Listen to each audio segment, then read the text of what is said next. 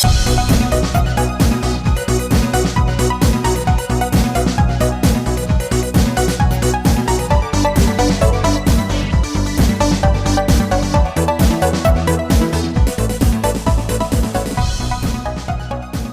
Dot fans, classic sci-fi fans, classic TV memorabilia fans.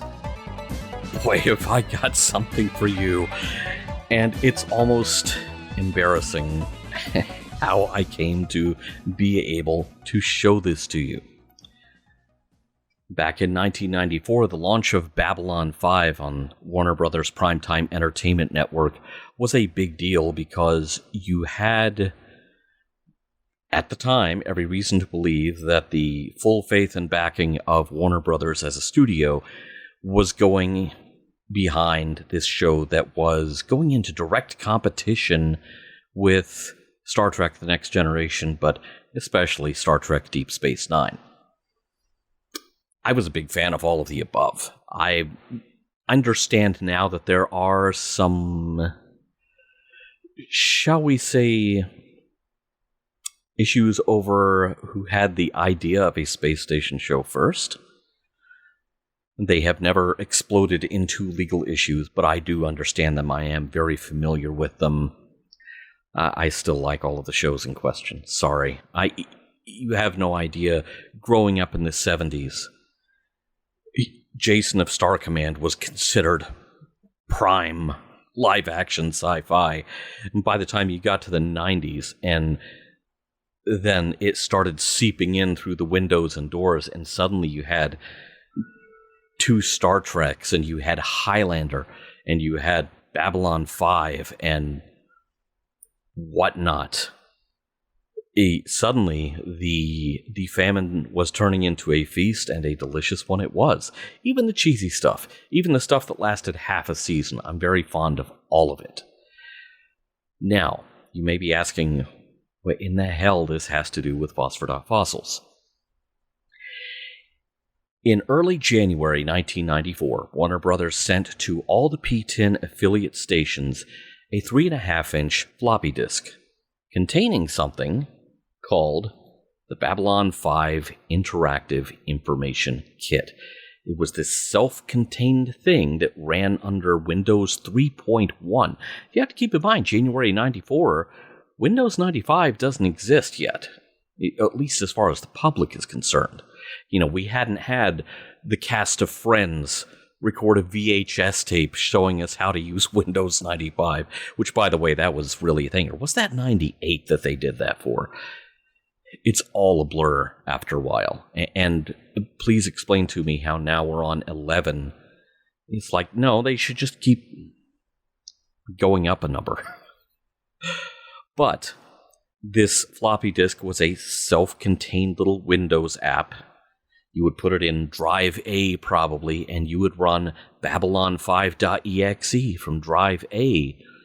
And it was this neat little self-contained kind of in-universe thing that was a guide to the show. It was all the information you needed to know going into Season 1. So please keep that in mind, B5 fans out there. This is not going to be about the characters as you know them at the end of the series. This is about the characters you've just barely met after the pilot. The stations were encouraged to send a copy of this program. Copy the floppy? Go ahead, copy the floppy. You wouldn't download Babylon 5. Oh, the hell I wouldn't. The stations were told to hand this out far and wide. Make copies of it. Send them out.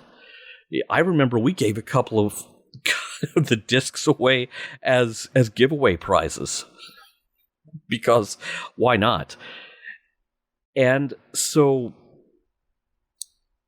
the thing to stress at this time, early 94, sending out something other than a web-ready logo for a TV show was absolutely cutting edge. It was unheard of. Now, by the end of the 90s, you were getting a CD-ROM full of Photoshop files everywhere. This was not that, but it was a step in that direction. It was a step on that road. But it was really kind of public-facing. And I am sure it also wound up on the internet at some point. One place that it wound up on the internet was thelogbook.com, because I had a write-up on this piece of software. Well, I have recently been consolidating all of my databases at the logbook, and so I recently came across this article, and I thought to myself, well, how sad that I cannot find a copy of this to actually show off or take better screenshots from. Because that would be a really neat thing to be able to do. Well, about that, when I went into the code, which my site has been WordPress driven for about 20 years now, maybe just shy of 20 years, the code was largely cut and pasted from the original hand-coded HTML pages, of which there were 3,000. Don't ask. I had a lot more spare time on my hands back then. And what I found, going through the code, was that one of the places on the internet that made this exe file available was me. I was like, wait a minute. That can't be right. I looked at the code, looked at the directory it pointed at, and I said, wait a minute, I should still have that directory. Now here's the thing. I have looked on archive.org. I have looked on Babylon 5 fan sites, trying to find a copy of this so I could revisit it in one of these videos. Couldn't find it anywhere. I could not find... Here's a bad thing. When I have written something about an obscure topic, and then I go looking for some corroborating evidence, occasionally, to my horror, I am, if not the top search result, I'm in the top 5. And that was the case with the Babylon 5 Interactive Information Kit. It's like I was the only person who remembered. I was the only person on the internet who remembers this? That's impossible. Then I went and looked at the directory containing the original hand-coded HTML file because I'm a digital hoarder and I never throw anything away. And there it sat. There was the exe file. Straight from that floppy. It'd been sitting there for 20 years. It has traveled from computer to computer, from hard drive to hard drive, down through the years because I backed stuff up.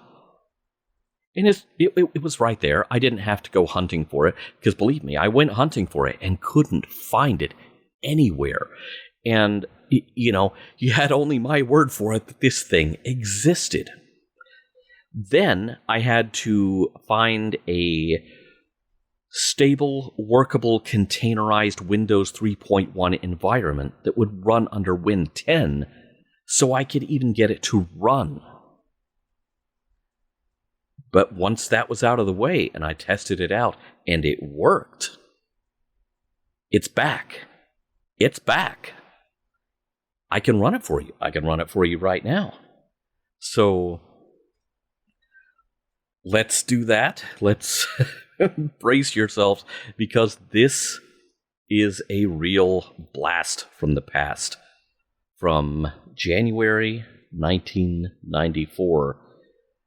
And I almost can't believe that it's back and it works. Let's boot it up. Let's run babylon5.exe here.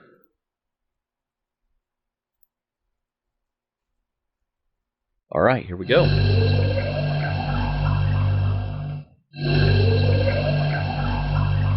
Well, that's very noisy. State of the art for 94, baby.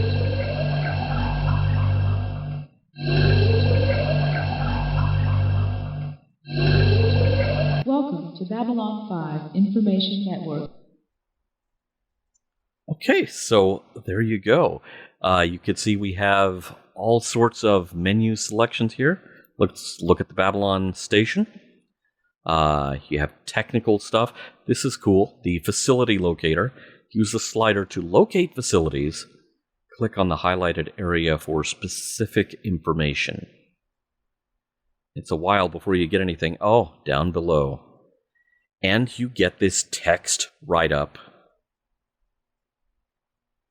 that you just scroll through. It's like it's a little text file. So that's down below. You have a write-up on the alien sector, which this doesn't even have a scroll bar. That's all they wrote about it. You have living quarters.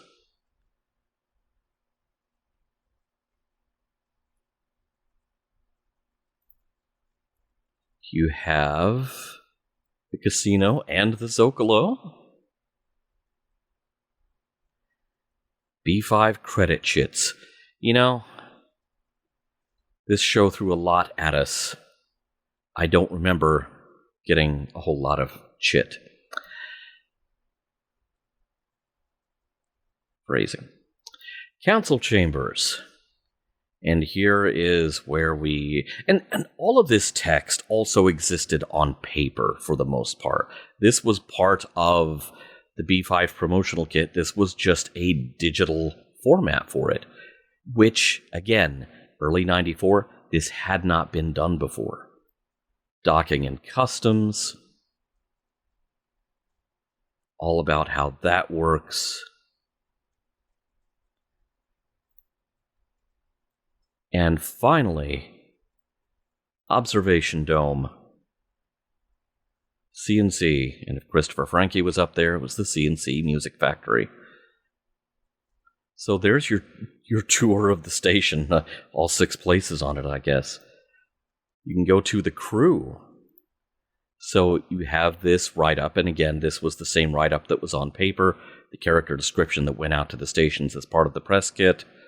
All about Lieutenant Commander Susan Ivanova, who was a brand new character.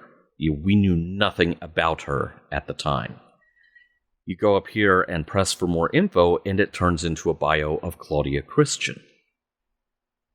Quantum Leap and Space Rangers, yes, I remember those. All right, let's go back. The late, great Michael O'Hare as Commander Sinclair. Quite the bio there. This makes him extremely accessible and exciting. I mean, that sounds like it's from the writer's guide. Press for more info, and you have O'Hare's bio. Which, sadly, his CV didn't get much longer than that. Garibaldi. Babylon 5 is his last shot at making good. And I wonder how that worked out for him. Wish this guy the best of luck. Jerry Doyle's bio. Second City Comedy Troupe. If I remember correctly, he made a bunch of that up. Okay. Dr. Franklin's info. Another character who is new to the series, not in the pilot. And no information on Richard Biggs? Come on, the guy was a soap star. Hello? Okay. I'm calling some B5 BS on that. Talia Winters, another character new to the first season.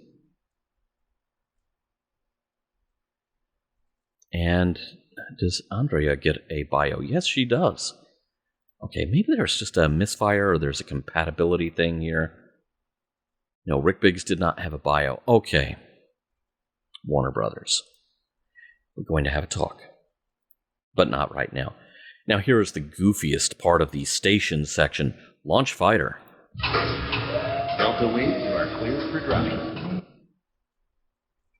Okay, now whoever's flying this thing has had way too much caffeine.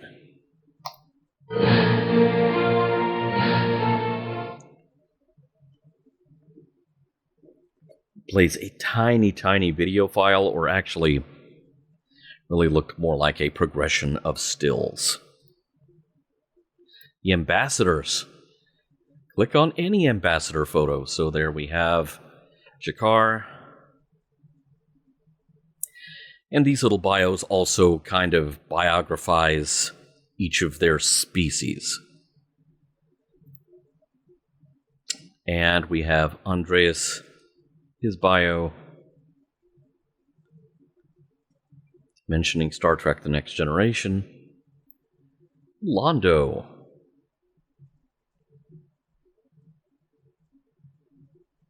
It's a good thing this exists, because otherwise, you'd contact Londo and ask him for his own bio, and he'd be like, "What?" Peter's bio.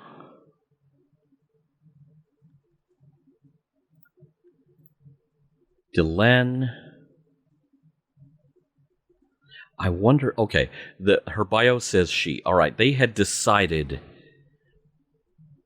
Originally, the concept for Delenn was that there was going to be a gender flip for the character. But I think they had nixed that by the time the pilot hit air, because the voice treatment sounded not good. Ambassador Kosh. Press to transform? Okay. Well, Kosh transforms into a blank page. Good to know. Let's see, we have the alliances. To discover the political alliance between any two ambassadors, click the box next to both of their names. Now let's see what it says about Jakar and Londo. Okay, I don't remember that video clip being there.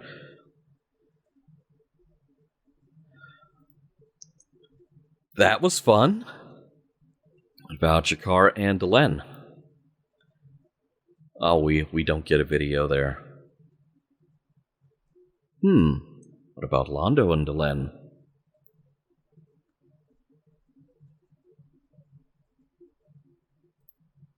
What about Sinclair and Delenn? Okay, well, yeah, that covers the whole thing. No surprises there. What about Delenn and Kosh? Oh, it's a secret. What about Kosh and Londo? Unknown.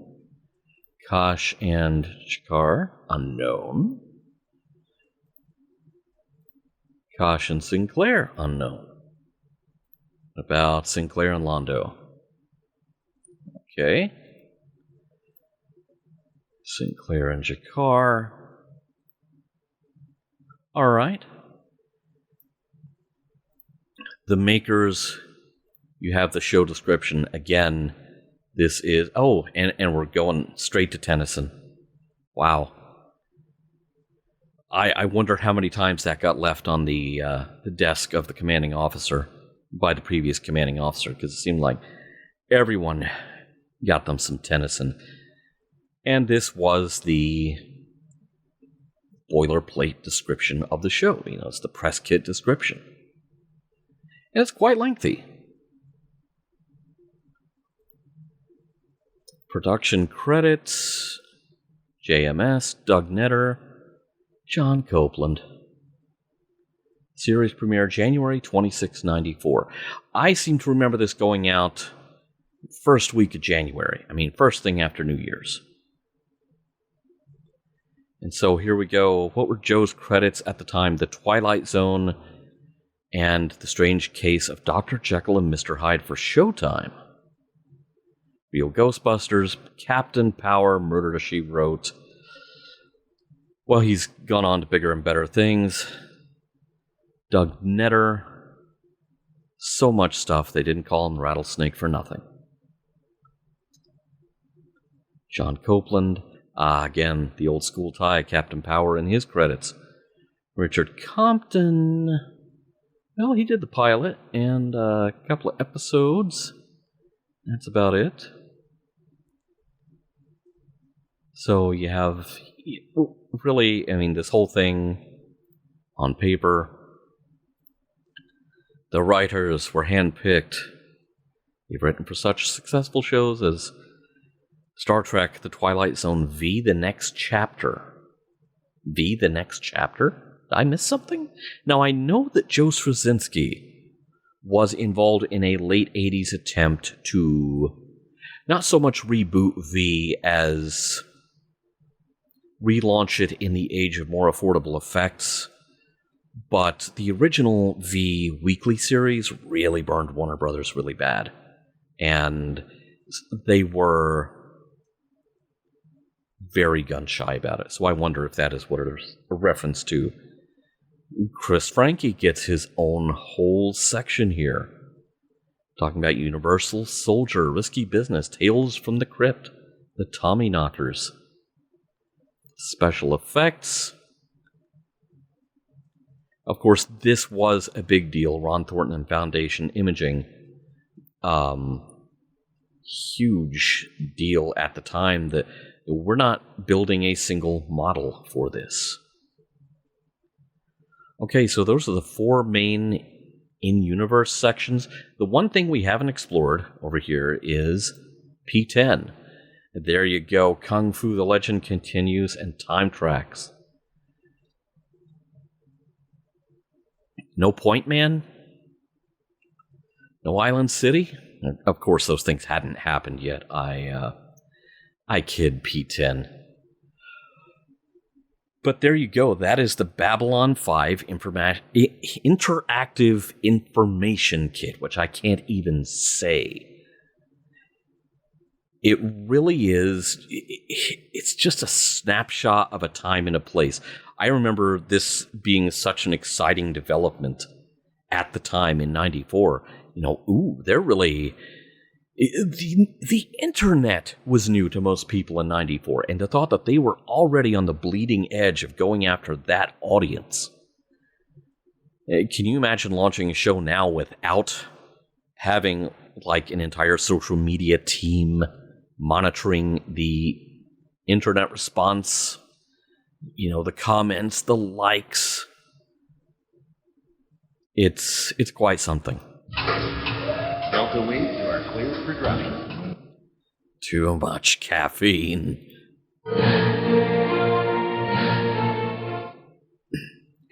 It was quite something. This is the most complicated piece of emulation. I've used many emulators over the years for Phosphor Dot Fossils. This is the most complicated emulation setup I have ever had to resort to, because prior to finding that I still had this file, I had El Zilcho need for a containerized Windows 3.1 environment. And now I've got one. But here's the good thing.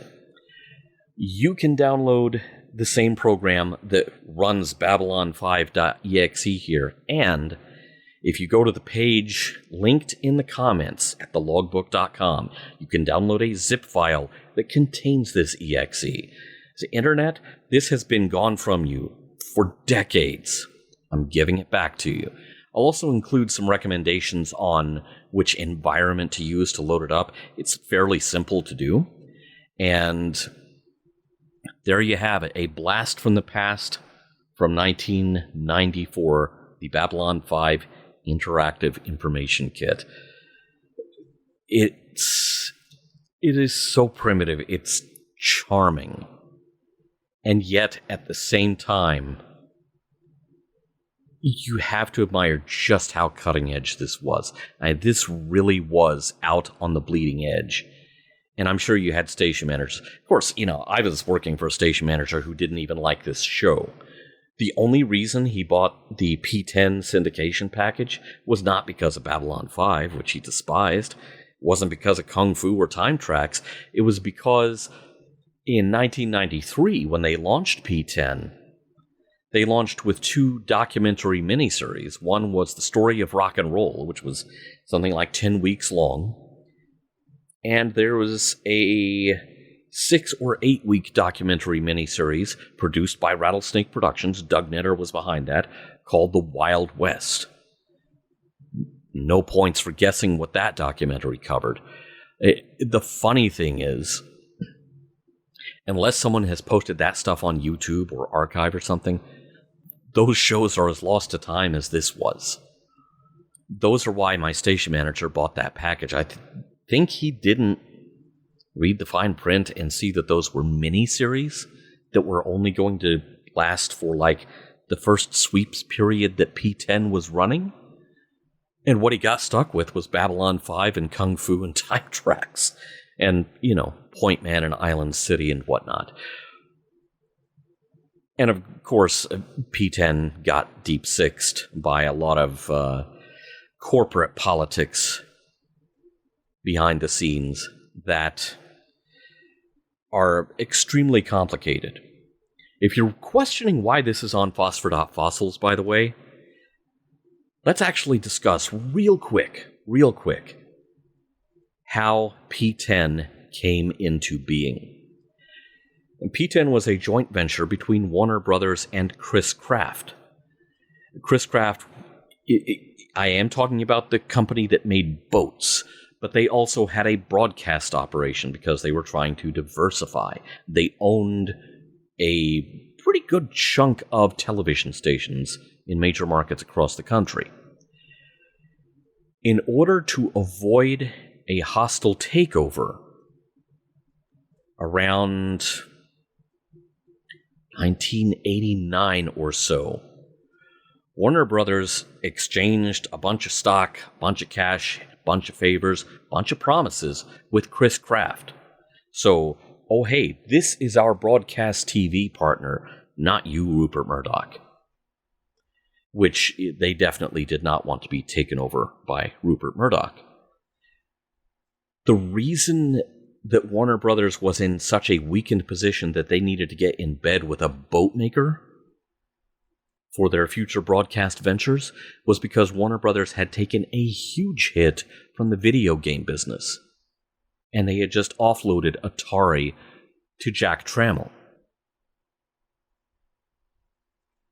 Atari and the video game industry crash, circa 82-83, weakened Warner Brothers enough that they formed an alliance with Chris Kraft's broadcasting entity, and that led to P10. So, if you don't have the video game crash, you don't have Babylon 5. Kind of weird, huh?